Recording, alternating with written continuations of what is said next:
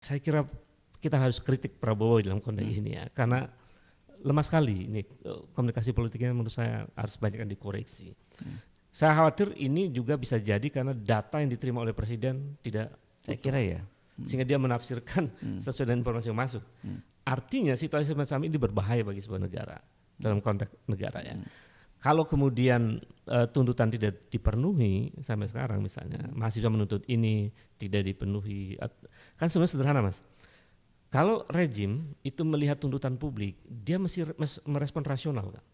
Dia belejetin tuh, periksa tuh, ini tuntutan ini rasional enggak ya? Argumennya apa? Sepanjang argumennya rasional, based on data, based on riset misalnya, ada argumen kokoh, ada dukungan hukum dan lain, sebetulnya mudah dipenuhi. Misalnya apa? Misalnya membatalkan tunjangan DPR, itu harusnya cepat di hari itu. Tapi kan telat. Tapi ya udah dilakukan sekarang kan. Itu sebenarnya hari itu pada saat dia pidato sendiri langsung dia bisa minta. Saya minta kepada partai politik DPR untuk membatalkan itu. Tapi kan itu tidak dilakukan. Akhirnya gelombang gerakan kemudian muncul misalnya. Kemudian misalnya ketika Afan Kurniawan meninggal, itu kan tuntutan publik misalnya menyebutkan bahwa Kapolri diberhentikan misalnya. Kenapa dia tidak mau memberhentikan Kapolri? Itu kan pertanyaan publik ya. Dan padahal itu bukan tuntutan yang baru sebenarnya soal pemberian Kapolri. Tapi kan Prabowo bukan nggak bisa. Dia tidak menjelaskan argumen rasional apa yang membuat dia tidak melakukan itu, bukan tidak bisa. Itu kan.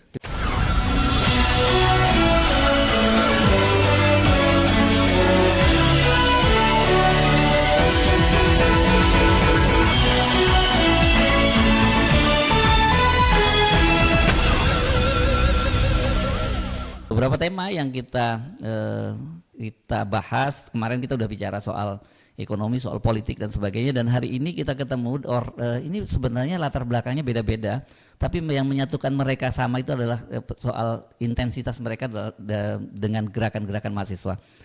Dr. Bivitri Susanti kita tahu sebagai ahli hukum tata negara, terima kasih sudah hadir. Kang Ubed ini masih terus aktivis sampai sekarang ya, dosennya aktivis gitu.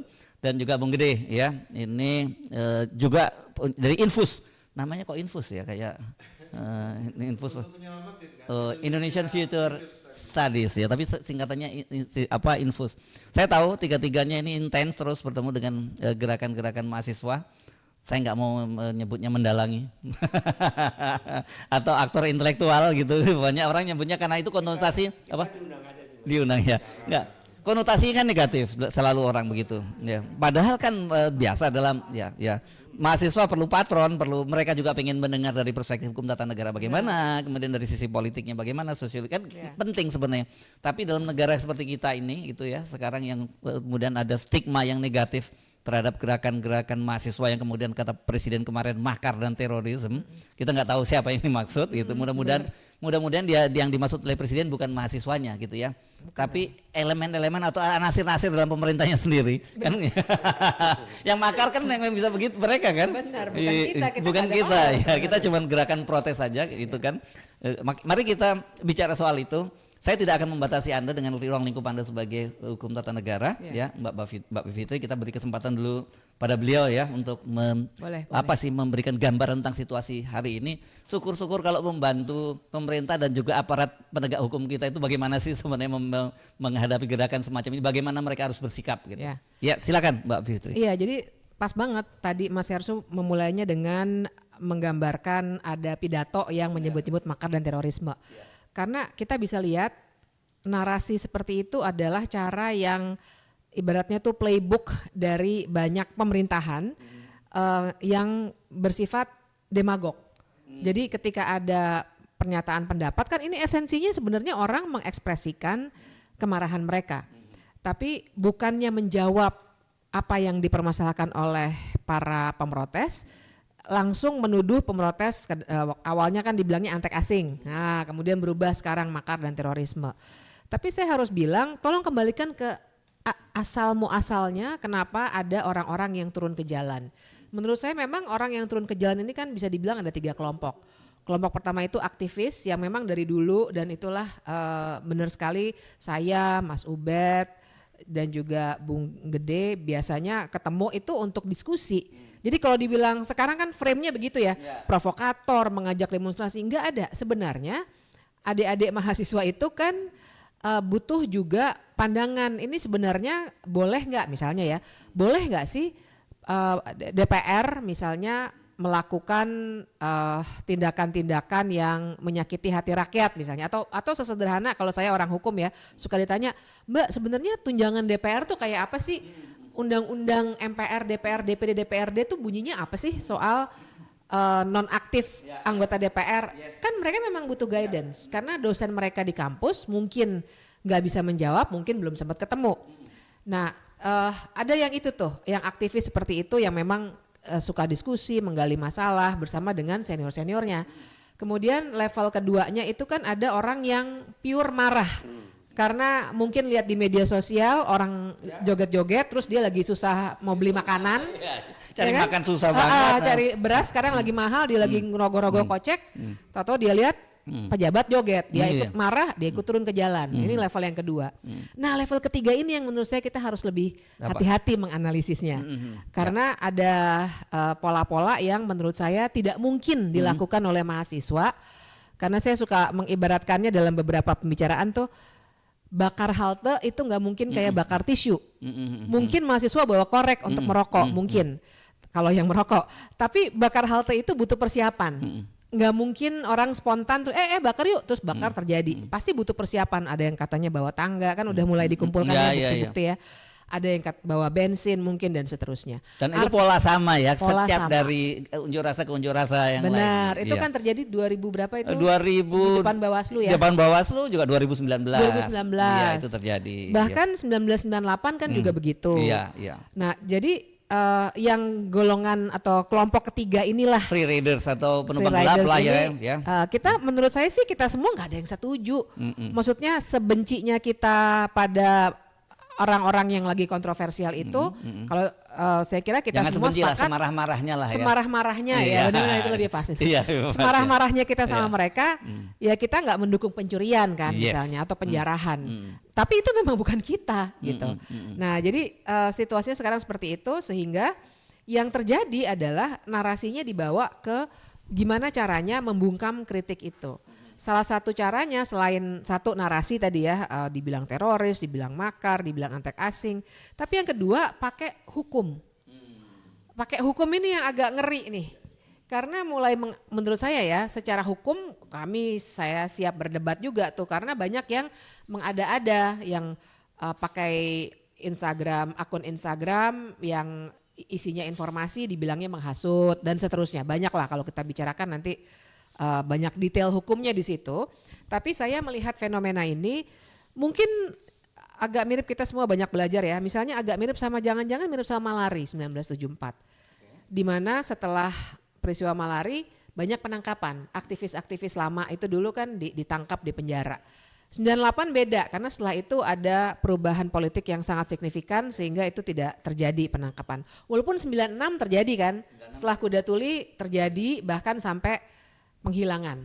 Tapi rezim baru kemudian justru membebaskan kan begitu. Benar. Ya. Nah sekarang yang terjadi mungkin kayak 96 atau kayak 74 di mana situasinya seperti ini, maka yang akan dilakukan segera membungkam aktivis, admin-admin akun-akun Instagram dan lain sebagainya. Nah ini saya kira yang sekarang ini tengah terjadi. Tujuannya pasti menimbulkan ketakutan karena sudah mulai banyak yang telepon. Misalnya barusan aja ada yang, Mbak ini video yang kayak gini perlu take down gak ya? Saya ngeri nih, katanya ntar dibilang menghasut. Saya bilang gak apa-apa misalnya gitu ya. Tapi sekarang ini semua gampang dicari-cari pasalnya gitu. Ibaratnya pasal yang gak pernah dipakai aja sekarang dicari di laci-laci gitu. Karetnya itu molor banget ya, bukan hanya pasal karet ya. Iya, dan tujuannya itu kan menimbulkan ketakutan, orang jadi diem, yang gak terlalu berani, yang gak punya jaringan udah mingkem aja semua. Akibatnya ini mungkin nggak akan berlanjut, tapi menurut saya cara-cara ini justru mesti kita tandingi gitu ya. Saya agak ragu kalau dinyatakan tidak akan berlanjut karena situasinya kan sebenarnya kita sebut seperti ranting kering itu di mana-mana ya, terutama kemiskinan, kesenjangan itu yang menjadi penyebab ya. Benar. Ya kalau cuman sekedar karena orang marah karena tidak ada faktor itu sih mungkin bisa. Tapi kalau situasi semacam ini menurut saya justru jangan dihadapi dengan apa represif, Ya. tapi harusnya akar persoalannya apa dan Betul. itu yang diselesaikan gitu loh. Iya, harusnya memang akar masalahnya karena kalau masih begini maka benar sekali orang masih kesulitan cari beras, yang kelas menengah ke atas beli bensin juga sekarang susah gitu misalnya, mereka akan mudah sekali nanti tersulut. Mendingan kalau pemerintah mau serius ingin mengatasi akar masalahnya, berikan kebijakan-kebijakan. Oh, setelah ini dalam 3 bulan kami akan A, B, C, D. Misalnya seperti itu ya. Tapi bukan dengan malah makar, teroris. Itu malah makin panas nanti suasananya. Dan itu ya yang saya kira harus kita soroti bareng-bareng. Dan yang jelas harusnya sih ada semacam tim pencari fakta nih di titik ini. Karena yang meninggal sudah terlalu banyak. 1 orang meninggal pun udah gak boleh ya. Kita ini bukan cuma angka kan, nyawa manusia. Berapa update terakhir ya? Kemarin 10. 10 betul ya. Tapi yang ditangkap saya tadi barusan baca dari LBH sudah 3 ribuan. Itu ya seluruh Indonesia ya. Seluruh Indonesia. 3.000 itu gede banget itu. Besar sekali. Oh ya, ada yang hilang. Karena Kontras juga mengumpulkan data yang hilang. Jadi mendingan bikin tim mencari fakta. Nanti dari situ baru diusut yang benar siapa yang melakukan pembakaran dan seterusnya. Jangan dimulai dengan ambil si A, ambil si B, ambil si C, masukin penjara. Itu akan memanaskan suasana. Itu kira-kira kalau buat awal mungkin ya diskusi. Oke, ini menarik. Terima kasih Mbak Bivitri untuk perspektifnya ya. Nah, sekarang kita ke Kang Ubaidillah Badrun. Ya ini kita ngomongin memang aktivis seumur hidup ini. Ya karena dulu tahun 98 dia di FKSMJ ya, Forum Komunikasi Mahasiswa Jakarta ya namanya ya, Kang Ubed. Dan sekarang sudah di dosen, tapi saya kira nanti jangan dibilang dia tukang kompor ya, tapi dia memang patronnya para aktivis ya, terutama BEM itu ya. Teman-teman diskusi Mas. Oh teman diskusi gitu ya. Oke silakan ya. Kang Ubed. Baik, terima kasih Mas Hersu, Mbak Bibip dan Bang Gede. Dalam pendekatan yang sifatnya sosiologi politik ya, melihat peristiwa itu kan perlu ada perspektif yang sifatnya misalnya kronologis, yang sifatnya dinamika begitu. Sebenarnya kita bisa baca tuh Mas, misalnya sebetulnya gerakan yang muncul di semester ini itu kan dimulai dari bulan Juli ya, yang mahasiswa, BEM dan lain-lain membuat satu tagline tentang Indonesia Cemas itu. Kemudian tanggal 21 juga sama. Tapi beberapa hari setelah itu muncul tuh semacam provokasi di media sosial yang saya juga tidak tahu ini siapa itu. Tiba-tiba ngajak masyarakat untuk menuju ke DPR tanggal 25 Agustus. Lalu banyak teman-teman mahasiswa bertanya, ini siapa? Saya bilang, oh ini silent actor. Artinya bukan lahir dari sebuah diskursus yang dalam di kalangan aktivis lalu kemudian bergerak. Enggak. Nah karena dia bersifat silent actor, saya lihat, ini saya kira mahasiswa tidak tepat kalau ikut komando yang tidak jelas itu. Itu menjelaskan tanggal 25 mahasiswa nggak ada ya? Iya, jadi tidak ada sebagian kecil hanya untuk menyelamatkan isu ya, itu di wilayah selatan tuh ya, kelompok-kelompok gerakan mahasiswa bersama rakyat itu. Tapi itu masa sangat cair. Tapi setelah itu kemudian mengalami eskalasi. Nah berbeda kemudian setelah Afan Kurniawan dilindas itu. Nah begitu Afan Kurniawan dilindas 28 malam itu melahirkan satu emosi publik yang meluas, empati ya terhadap Afan. Dia adalah ojol begitu. Jadi martir lah dia ya. Iya, dia ojol yang sehari-hari mencari nafkah untuk keluarga, tapi dilindas dengan peristiwa sangat tragis ya. Karena prosesnya saya lihat tuh begitu dia ditabrak sebetulnya berhenti nih, mau berhenti sini. Mestinya kan bisa mundur atau balik kanan kan memungkinkan, tapi dia lanjutkan. Jadi itu peristiwa tragis itu dan kemudian menjadi berita internasional dan di mana-mana itu membangun empati publik yang luar biasa. Nah, baru setelah itu tuh aksinya makin luar biasa ya. Sekarang di mana-mana dan di daerah-daerah muncul itu bentuk empati sebetulnya terhadap peristiwa itu. Nah, mahasiswa yang saya amati itu fokusnya kemudian beralih ke Polda. Waktu itu sampai bisa nembus Polda itu karena mereka ingin kawan-kawannya ditangkap untuk dikeluarin. Kalau yang di Kuitang itu ojol tuh kebanyakan. Kuitang ojol itu dibenci ojol karena kan common enemy-nya ke Brimob misalnya. Iya, Brimob ya. Jadi eskalasinya luar biasa dan mahasiswa menuntut teman-temannya dibebaskan, kemudian termasuk juga agenda-agenda lain yang menyangkut misalnya minta pemberhentian anggota DPR dan sebagainya. Nah begitu kasus Afan Kurniawan muncul, lalu muncul narasi Kapolri diberhentikan dan seterusnya dan seterusnya. Jadi saya melihat kenapa ini masa begitu mudah terpicu. Dalam studi sosial movement, kalau kita meminjam banyak perspektif ya, seperti seni teror dan lain-lain itu, dia mengatakan bahwa gerakan ini bisa membesar karena ada trigger, ada pemicu, dan itu membangun apa yang disebut sebagai kesadaran kolektif dari banyak. Nah, karena momentum ini dianggap sebagai momentum yang pintu bagi kelompok-kelompok kritis untuk masuk.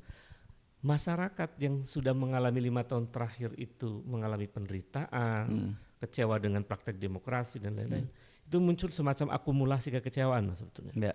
Jadi tumpah ruahnya massa di banyak daerah itu sebenarnya akumulasi kekecewaan. Nah sayangnya saya melihat aparat ini nggak bisa membedakan antara demonstrasi yang murni dengan gagasan-gagasan yang saya kira sangat baik itu positif begitu, dengan mereka yang melakukan tindakan penjarahan dan kekerasan lainnya, pembakaran dan sebagainya. Yang parahnya, yang bakar siapa, yang ditangkap siapa gitu. Ini kan para penangkapan yang semena-mena aja tidak dibenarkan, apalagi menghubungkan penangkapan itu dengan pembakaran. Itu berbeda aktor yang saya analisis ya, berbeda aktor. Karena itu sebetulnya ini warning sebetulnya bagi elit politik bahwa masyarakat itu sudah terlalu banyak kecewa. Ya, mahasiswa, komunitas pelajar, bayangkan Mas, dari 2019 misalnya, ketika mahasiswa melakukan aksi reformasi di korupsi, kan tidak didengar juga oleh elit.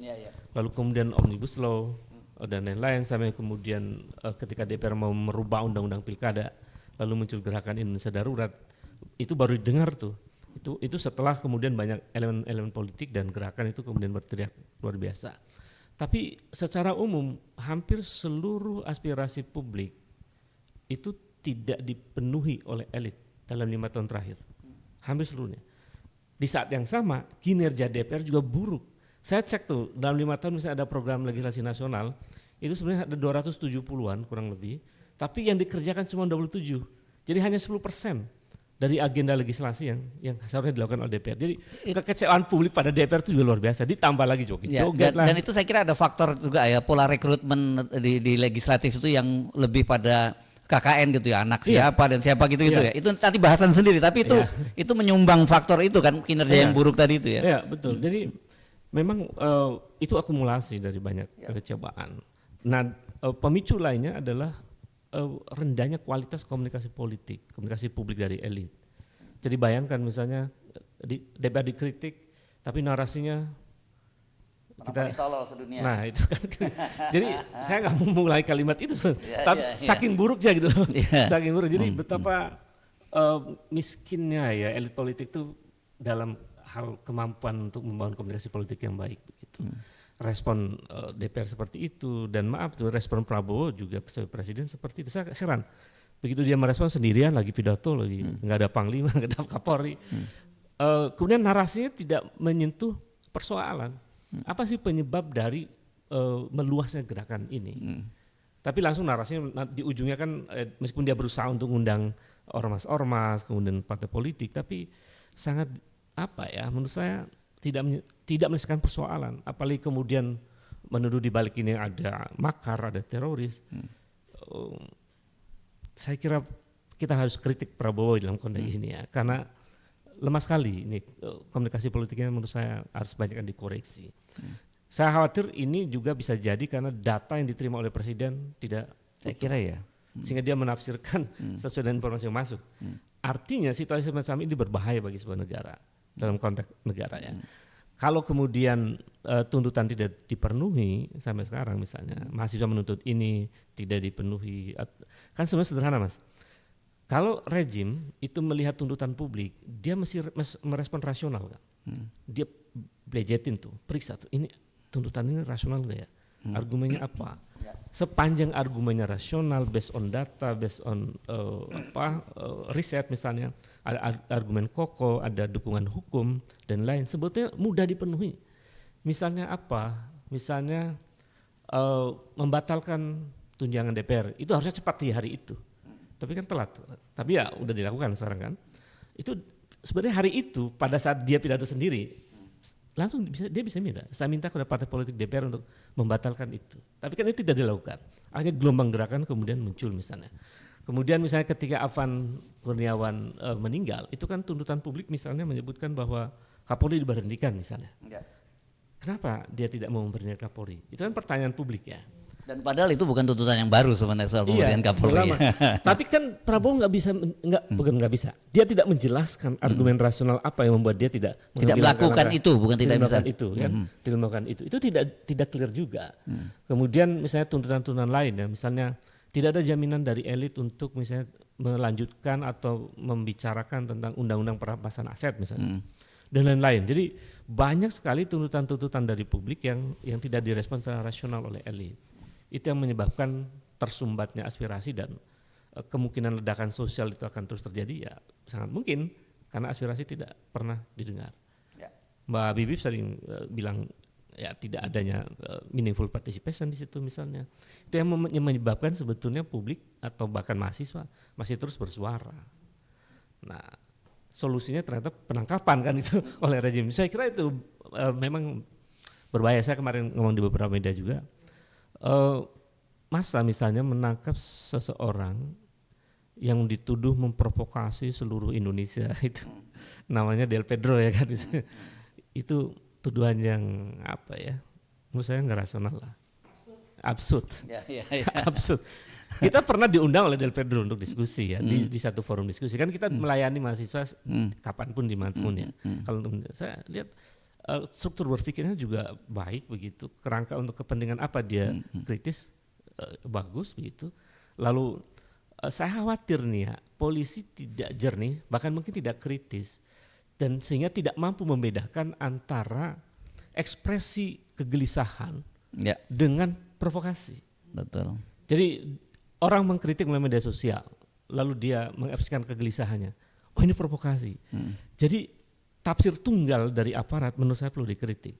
Ya, dan selama ini polisi itu terbiasa dia bukan dalam seperti tagline-nya dia pengayom dan pelindung masyarakat, tapi lebih pada dia penjaga dari kekuasaan gitu ya, the guardian of power kan justru itu jadi dengan paradigma semacam itu ya dia harus cara pandangnya seperti itu jadinya gitu. Itu paradigma itu mesti dirubah. Ya.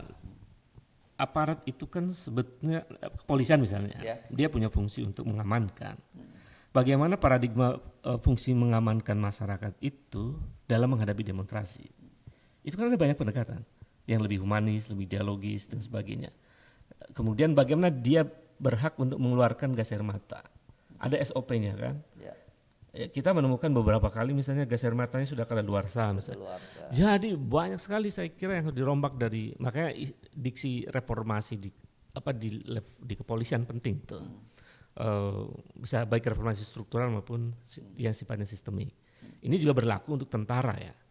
Menurut saya tentara berlebihan kalau kemudian ikut mengamankan situasi, karena tentara itu punya fungsi untuk pertahanan kan sebetulnya. Situasi ketika kemudian tentara terlibat dalam pengamanan itu situasi tertentu. Yang kemarin itu sebetulnya bisa selesai oleh polisi. Kalau aparat kepolisian itu tidak melakukan tindakan yang represif. Nah itu dia menarik, justru dari kalangan tentara juga menyatakan harusnya polisi tidak kok mereka juga bingung katanya kenapa kok tiba-tiba polisi membiarkan kami masuk gitu. Itu kan bisa jadi jebakan Batman juga buat tentara. Betul, itu artinya ada problemnya di lapisan elit ya. Iya. Jadi dan itu banyak sih sosiolog menganalisis bahwa ketika situasi elit seperti itu berarti memang ada pertarungan elit. Iya. Dan itu menjadi faktor juga yang menyebabkan munculnya banyak dinamika sosial. Ya. Saya kira itu. Oke, tapi sebelum itu Anda juga termasuk yang sepakat bahwa ini sebenarnya gerakan ini adalah gerakan memang murni dari masyarakat ya, tuntutan-tuntutan yang muncul ya. Tapi bahwa kemudian belakangan ada yang memanfaatkan itu yang sebagai penumpang gelap tadi itu ada itu ya fakta. Sebenarnya itu sederhana Mas. Sederhana ya. Kan bisa ditelusuri ya. Misalnya kita demonstrasi mahasiswa bersama masa aksi yang lain yang terorganisir dengan baik. Tiba-tiba habis maghrib atau sore dia datang nih kelompokan ini anak-anak kecil ya atau malam setelah maghrib begitu ya. Mereka datang, itu kan aparat punya intelijen dong, tahu ini dari mana nih, kita telusuri nih kan. Misalnya dia ketangkap satu orang kan, bahkan kemarin sempat ada 400 anak-anak gitu. Tanya dia Apa motifnya? Kalau dia mengatakan bahwa saya gelisah karena guru saya dibilang beban negara misalnya, terus ditanya lagi apa lagi? Jadi kalau argumennya murni, berarti mereka murni. Tapi kalau kemudian ternyata argumen tiba-tiba kemudian dia nyeletuk, abang saya bilang, itu berarti kan ada yang nyuruh misalnya. Yang nyuruh siapa? Ternyata apakah sekolahnya juga membolehkan? Apakah sekolah menyuruh? Apakah sekolah melatih itu? Itu ditelusuri, mudah ketemu. Siapa sebetulnya di belakang kelompok-kelompok anarko ini misalnya? Itu kalau dengan asumsi bahwa aparat negara memang berfungsi sebagai melindungi masyarakat dan negara. Tapi kalau kemudian ada anasir, ada elemen-elemen di dalam negara itu sendiri yang ikut bermain, bagaimana itu? Ya itu artinya negara mesti jujur. Artinya mereka menjadi aktor ya, bagian dari peristiwa itu, ya diberi hukuman yang setimpal saja. Jadi transparansi menjadi bagian penting untuk itu. Kalau tidak ya sepanjang sejarah kita mengalami situasi yang ini kan seperti berulang ya. Tahun 74 terus selalu polanya sama kan? Iya. Polanya sama jadi kelihatan. Iya. Makanya saya bilang anarko-anarkoan kalau di Indonesia itu kan gitu ya. Anarko kan sebenarnya terbelah juga ya faksi-faksinya. Saya lihat dari sejarah masuknya anarko di Indonesia sejak era kolonial sampai era modern sekarang. Ada kelompok-kelompok yang anti kemampanan yang justru lebih kreatif dia karena masuk ke wilayah seni ya. Musik, musik indie itu dan lain-lain. Tapi ada beberapa yang anti kemampanan yang kemudian berwajah anarko yang ada juga yang diusing. Mungkin alirannya agak bakunin ya, tapi saya nggak tahu apakah dapat dibenarkan karena sudah anti kapitalisme dan melakukan tindakan kekerasan untuk melawan simbol-simbol kapitalisme. Saya kira itu. Terima kasih, sampai di situ dulu ya, Kang Ubed. Sekarang kita pindah ke Bung Gede Sriana. Ini dari Infus Indonesian Future Studies ya. Ini salah satu penulis yang cukup produktif. Saya banyak baca tulisannya juga di Jakarta Post gitu ya. Oke, silakan. Ya tadi semua udah diungkapin ya sama Bu Fitri, Kang Ubed ya. Tapi saya coba dari angle yang berbeda ya.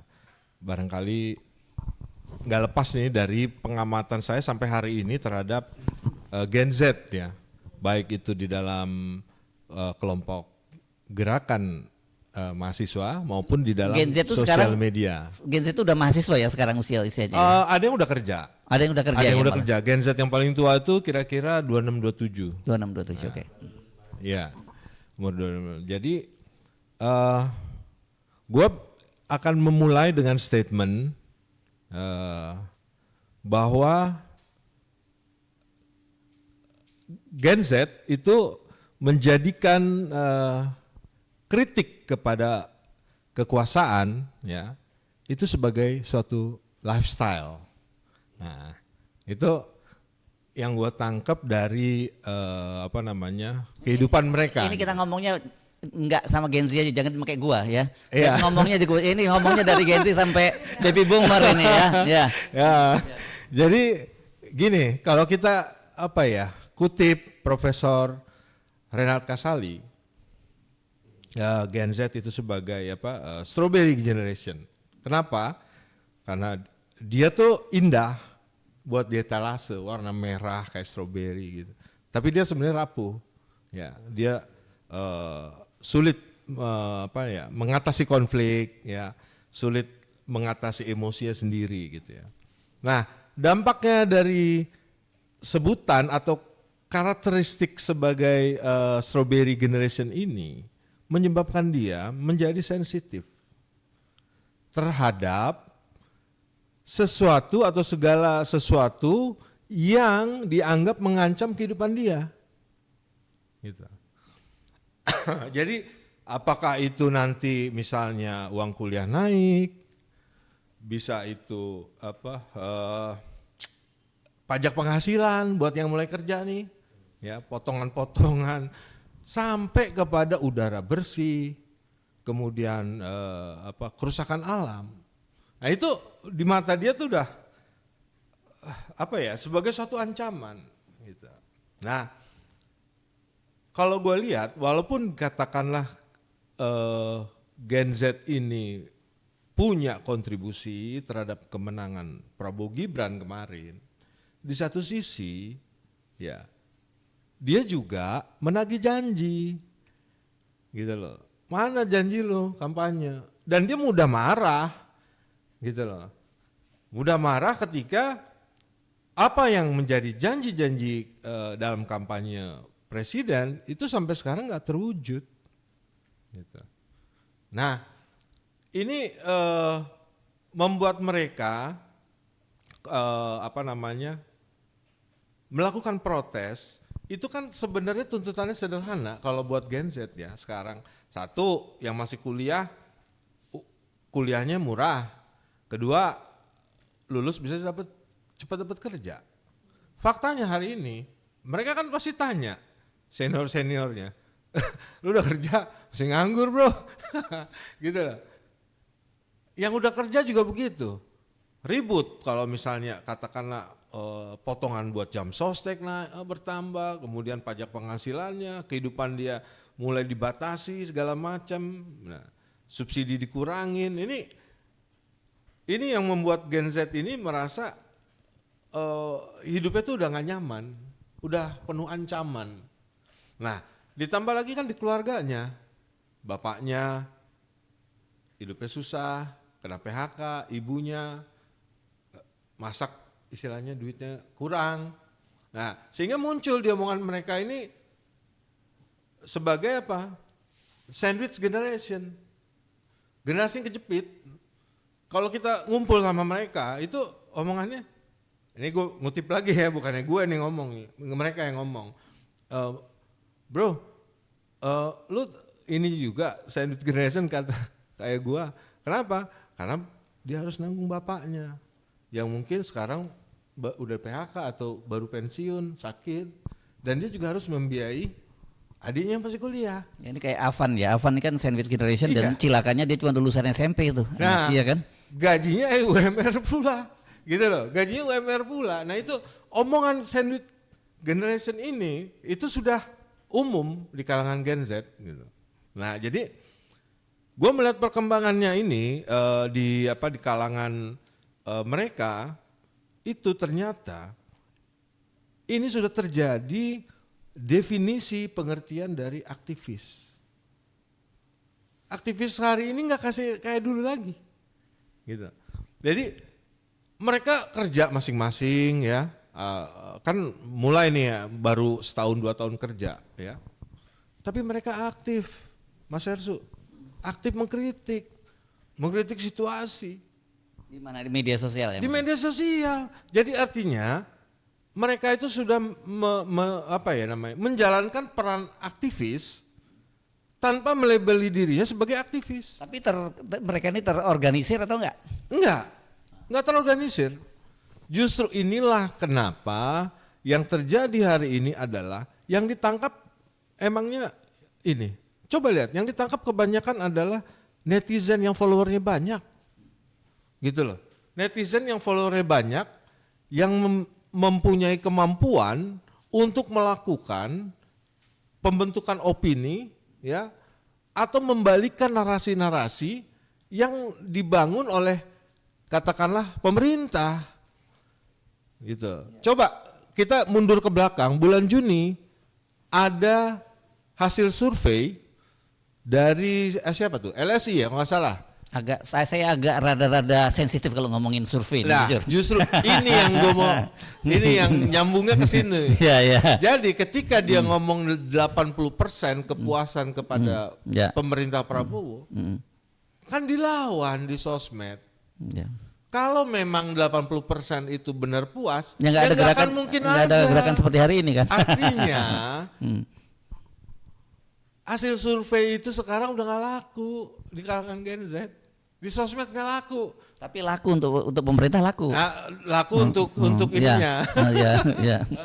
Artinya itu dilawan oleh mereka, narasi itu bisa diputar, dibalikin. Nah, perangnya ada di situ. Nah, ketika itu terjadi dan mahasiswa ya, termasuk Gen Z, kemudian milenial yang paling muda masuk di situ dan dia memenangkan opini ini, mereka bisa menggerakkan, bisa memobilisasi publik tanpa struktur komando yang jelas. Kita besok demo lo ke DPR, gitu loh. Tahu-tahu kan ngumpul aja. Ya masa cair jadinya. Masa cair. Ya tanpa pemimpin itu tanpa pemimpin. Nah justru maksud saya nanti di sesi berikutnya kita ngomong soal konsolidasi ini kan, mobilisasinya seperti apa. Tapi intinya ini bukan hanya kepada pemerintah, bukan hanya kepada eksekutif. Kan semua dikritik. Kejaksaan dikritik, polisi dikritik, KPK nggak beres dikritik. Gitu loh. DPR pun dikritik. Jadi memang Gen Z ini sudah menjalankan perannya sebagai aktivis, ya, karena merasa hidupnya dia, masa depannya dia sudah terancam, gitu loh. Jadi tidak harus ada satu parno lah ya, atau rasa takut yang berlebihan dari presiden. Karena bukan hanya dia yang dituju, Jokowi pun yang mantan juga masih dikritik gitu loh. Nah, cuma kan yang dihadapin sekarang apa coba? Kan masyarakat coba ditarik ke dalam pertarungan elit. Ada yang ngomong, lu kalau nyerang-nyerang Prabowo, kritik-kritik Prabowo itu nanti Gibran lo yang naik. Kan dijawab mereka apa coba? Maksud lo? Gua nggak boleh ngeritik Prabowo gitu. Nah ini, ini sebagai apa ya? Akhirnya rakyat coba ditarik, terlibat di dalam pertarungan elit. Padahal kan rakyat cuma sederhana tuntutannya. Pak Prabowo tolong janji-janji mau pertumbuhan 7 atau 8%, kehidupan rakyat kecil dinaikkan, tidak diwujudin. Tapi kan sampai sekarang apa coba? Ya, artinya kita jangankan ngelihat outcome-nya ya. Kalau kita mau jujur nih, nggak usah outcome-nya lah, on track-nya aja nggak sampai. Jangankan kita berharap outcome, on track aja nggak ada. Padahal kan rakyat butuh itu. Katakanlah Prabowo minta rakyat bersabar 3 bulan, Prabowo minta 6 bulan. Sekarang udah mau setahun ya Ben? Udah setahun. Ya. Tapi kan rakyat itu kan kalau mau harus bersabar lagi, ya lu yakinin gua apa dong? On track nggak?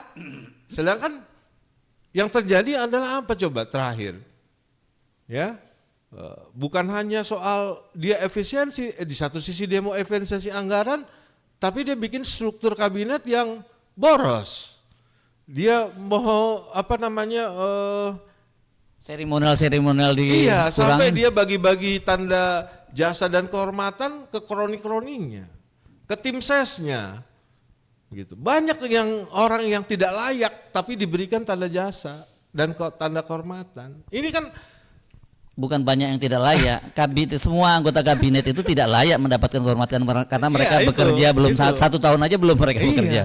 Ya. Gitu loh. Jadi kesimpulan saya sekarang melihat pandangan rakyat kepada Prabowo, kalau di awal-awal masa kampanye atau masa pemerintahannya dia sering menyebut tentang paradok Indonesia, ya kan?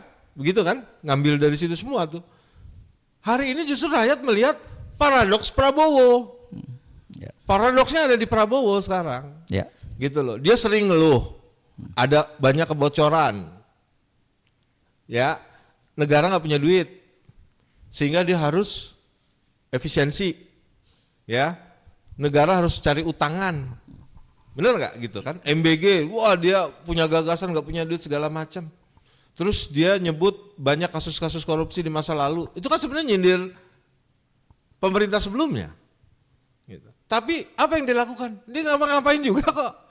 Dia cuma bisa mengeluh, tapi tidak bertindak gitu loh. Untuk misalnya kasus-kasus di masa pemerintahan sebelumnya, ya dibongkar dong. Itu kan kalau duitnya balik bisa buat nyelamatin APBN, gitu loh maksudnya. Jadi yang ditangkap orang itu sekarang adalah paradoks Prabowo. Itu aja. Ya, Anda berhenti dulu sampai paradoks Prabowo ya. Ya. Yes.